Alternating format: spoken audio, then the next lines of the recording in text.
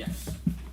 Arnott, just wanted to ask about Dominic after his free kick the other night as well. He's had the odd up and down as well. Obviously, the penalty missed against Burnley, and he was criticised a little bit against Barnsley for a lack of disrespect. But at the same time, he seems to be someone who takes responsibility in big moments, as he did again the other night against Marseille. So how do you assess how he's becoming a leader within your group?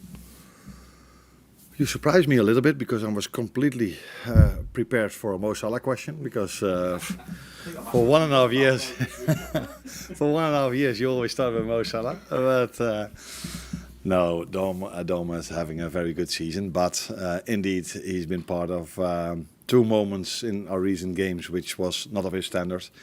Missing a penalty is not common for him, but it happens in football as we see so many times. And his mistake against Barnsley was someone you don't see often, and he acknowledged that. And apart from the great goal he scored, smart goal with a little bit of help of one of my coaching staff members, I think we also showed again how important he is when we don't have the ball, and also when we have the ball, because he gave a great assist to Yegip as well, who unfortunately hit the woodwork. In terms of the qualities that he's shown as a leader, what are you seeing from him? I think it always starts, if you want to be a leader, by leading by example, and that's what he's done since the 1.5 year I'm here. He's always the one that without the ball he's incredible. The way he can press, the intensity, he keeps running backwards, forwards. And I think he improved this season on the ball compared to last season, where last season I already liked him. But this season he plays with even more confidence, and he's more often involved in chances and goals. He's having a good season, as some other individuals have as well. How different are Liverpool now, and how different are Bournemouth to the 2 sides that played out that 4-2 at Anfield earlier this season? Well, first game of the season. Yeah. In terms of playing style, not too different, I think. From what I remember, the players they played, they might miss a few now because of injuries, and of course Semienio went to City. If I remember my lineup, we missed Ryan Gravenberg, if I'm correct, because the first game of the season because of suspension. Also not too different in terms of how we will line up tomorrow, and the way we both want to play.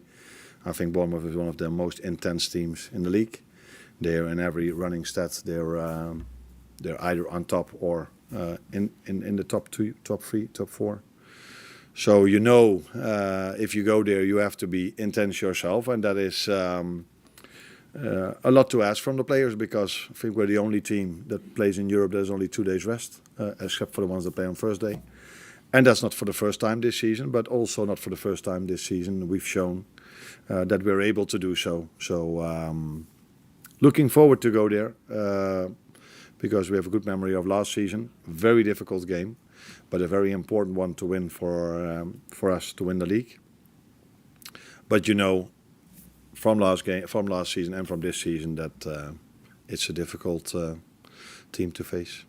My thoughts are obviously with Íbou and his family at the moment. Have you had the opportunity to speak to him? And it almost seems silly to ask how he is, but hopefully you get the sentiment behind that. Yeah, I spoke to him a few times, and I think these are private matters, and they should stay between us. But it's very obvious that if something like that happens, then a player needs time to be there for his family, and also time for himself. I'll just take you back to the start of the season, then to that Bournemouth game. Jed Ray, who sends out stats, was saying I think you were the first defending champions to ever play for debutants in a Premier League game to start. Next year was one of them, of course. So with him in mind, I think, with him coming from Bournemouth as well, how would you sum up the first half of the season for him? He's played a lot of games. He's got a lot of games in January. So fitness-wise, is he still up there? And I suppose, what does all that mean for Andy Robertson as well? I think we just spoke about Dominic, and if you talk about Milos and a lot of signings we've made, you can see the progression they are making.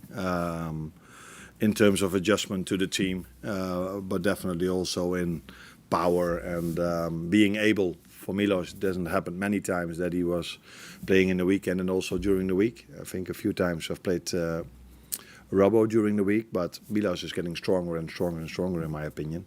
He plays better and better and better. So it was a moment to give him that game during the week as well, and he did really well, in my opinion, in Marseille. And he's improving, which is normal. I just got the question, was it Sky? What? Yeah, Sky Sports. Again, Sky Sports.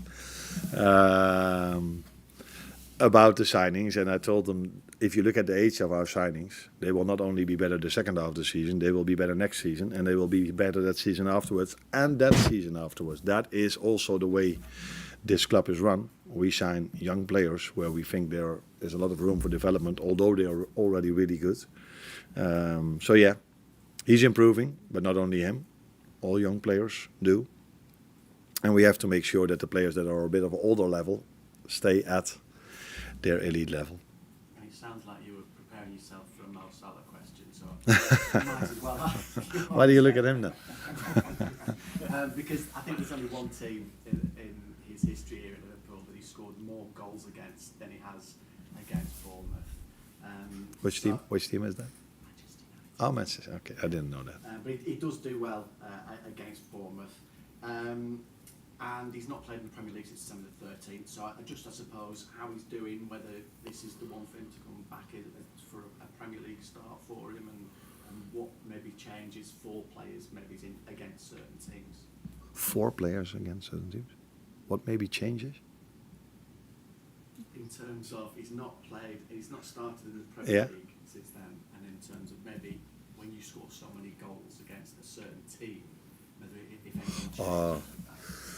No, that doesn't change because Mo scored against any team in the Premier League a lot of goals. So probably one of the most was Bournemouth, but I think against any team he scored a lot. So Mo played 90 minutes, as many others did. And yesterday we had a recovery session because we couldn't go back home after the game because we had a late kickoff, as we had so many times in Europe. Not once we had an early kickoff. So yeah, we had a recovery yesterday. We trained today, and knowing Mo, he's ready to play tomorrow, but because he's shown that so many times in his career. But he, like all the others, have a training session to go, and then I will decide on the lineup for tomorrow. Jeremy Frimpong has started the last 4 for you. That's his longest run in the team for you so far since signing. I just wondering what you thought about his development so far, his recent performances, and what an informed Jeremy Frimpong might do for bringing the best out of Mo Salah again. Now, one of the reasons why Jeremy played as well so many games is that he was, I think, before Mo came back, the only player I had for the right side. So that increases the chance for a player to play. But it's also immediately a risk because he's been out quite long this season and now he has to play almost every game. And he's, as you can see, quite an intense player. And what I mean with intense, if he runs, it's already sprinting because he's so fast. So we have to take good care of him. But he's had a big impact in the games he's played since he's back from injury. That's why we were also disappointed not to have him available for such a long time, because we all know he could do this. Spoken a lot about taking 1v1s on and making the difference. Now, I think in the last 3 or 4 games he's shown that, even in the last game, taking a 1v1 on, that led to a goal. How important that is in modern football. So to have him available is really nice and really important for us. And it not only impacts Mo Salah, it impacts the whole team if you have a good player available. And Jeremy is a very good player. So, but we also have to take good care of him to keep him available for us. And yeah, that is always a thin line and difficult margins if there's not a lot to choose from. On his position, I mean then. But he's done really well in the last 4 to 5 games. And it's 3 clean sheets in your last 6 games, and you've spoken a bit in your post-match interviews about conceding chances and not conceding too many. Do you feel like you're improving defensively recently? Do you feel like you're seeing some development there as the season goes on? Yeah. That's clear for everyone to see, I think. I think in all the 13 games we are unbeaten. I don't think there were many games, maybe only the Brighton game, where we conceded more than 1 XG. So that tells you that we hardly conceded a chance in any game we've played. To be honest, I think we've conceded more against Marseille, 2 or 3 good chances for them than we've conceded in other games. But the good thing was that, and that's how it works in football, it doesn't continue for a whole season, that every time the other team has 1 chance, it's immediately a goal. And Ali had a great save, 2 in the first half and another one in the second half. And after Hugo hit the bar, we were lucky that in the counter-attack they missed a chance, they hit it over the woodwork, and in the last minute Ali again made a great save. So we know we have the best goalkeeper, one of the best goalkeepers in the world. So knowing that, then you know that we cannot go on with hardly conceding a chance and conceding goals. The last 2 games have probably been the best 2 performances in this unbeaten run, not among the ones in the season. I'm just wondering, is this the sort of Liverpool style you envisaged maybe at the start of the season when you made all those new signings and you talked about the development they've had in the second half of the season? Are you telling me now that Burnley was, in your opinion, one of our better games, one of our best games? First half, yeah. Sorry? First half was. Yeah, for me as well, but I thought it was the only one. But now we're on 2, so.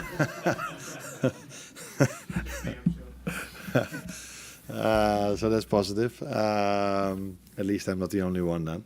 No, I think you can include the Arsenal game to it as well. Was also a good game of ours. And we've played, in my opinion, many good games this season, which doesn't always come to the light. Is that the way to say it? If you've lost too many games during a season as well, because people are mainly looking at the league table, and then not a lot that we do is positive.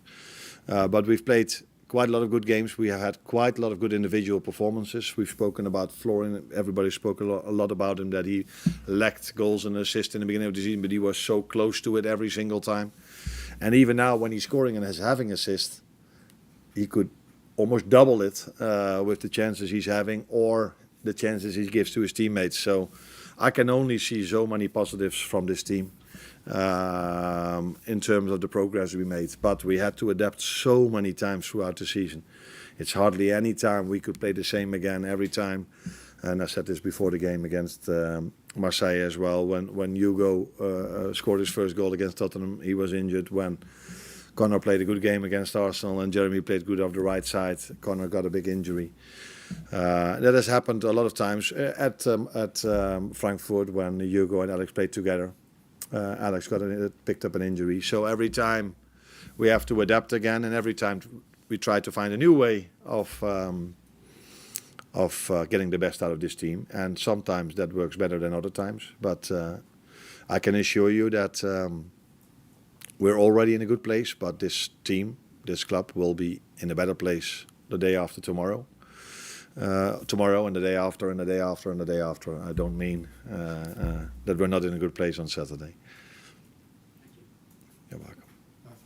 I know you've said a number of times you're really happy with your squad. Obviously, there's a week to go until the end of the transfer window. Do you anticipate there being any movement, or do you think it's more likely that you'll stick with the squad that you've got for the rest of the season? Yeah, that's what I expect, yeah. But as I always say then, if there's an opportunity in the market or we think we can strengthen the squad, then this club will always try to do so. But at this moment of time, I expect it to stay mainly the same.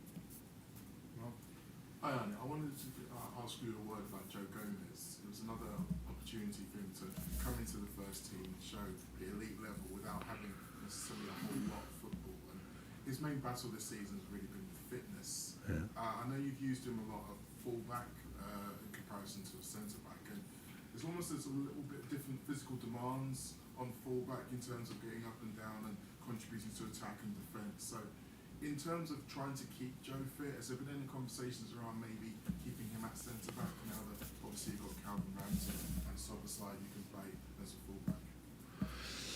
No, I think what we always try to do is prepare players for the demands of the game. So if we think we need him as a fullback, we prepare him for the demands of what it takes to play as a fullback. But he played a very, very good game as a centre back, but I also liked him a lot when he played as a fullback against Inter Milan.